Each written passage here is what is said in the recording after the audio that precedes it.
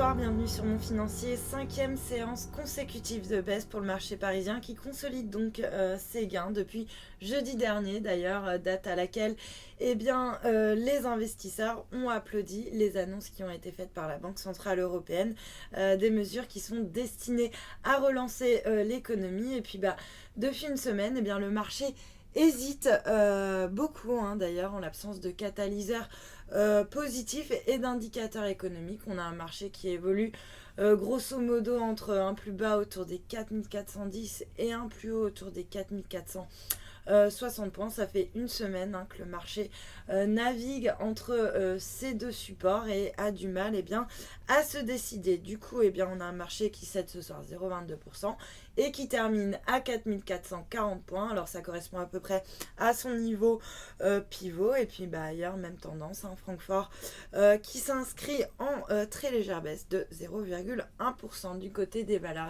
c'est Orange qui signe la meilleure performance ce soir. Le titre a été relevé à surpondéré par JP Morgan et bondit donc de 2,05%. Et puis on notera qu'à l'inverse, Michelin et Lanterne Rouge plombés par la perspective de sanctions économiques et notamment de sanctions sur l'automobile européen par rapport à la Russie. D'ailleurs pour les mêmes raisons, Target qui est très exposé à la Russie qui perd ce soir encore 3,9%. Donc c'est bien le signe que les investisseurs continuent de suivre de très près les relations entre la Russie et l'Union européenne, d'un point de vue diplomatique et relations économiques surtout. Et puis on notera également que Technip qui a remporté un contrat pour le développement d'un champ offshore qui termine finalement en légère baisse. Et puis sur le SBF 120, Iliad à l'inverse continue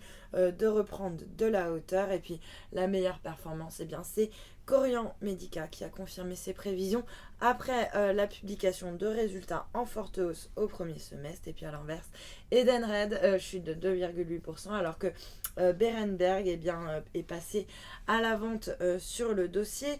La société de bourse qui estime que l'inflation dans les pays émergents a artificiellement gonflé les revenus du groupe et que du coup la valorisation d'Edenred n'est pas justifiée. Et puis sur le marché d'échange, une monnaie unique qui reste à peu près stable autour des 1,2930, qui s'inscrit en légère hausse par rapport au yen autour des 138 yens. Et puis le billet vert qui reste stable également par rapport à la devise japonaise autour des 106,89 yens. Et puis pour terminer, l'once d'or qui pâtit de la hausse du billet vert et qui perd à nouveau 0,4% pour s'échanger autour des 1239 $ l'once. Voilà pour la clôture des marchés. Passez une excellente soirée. À demain.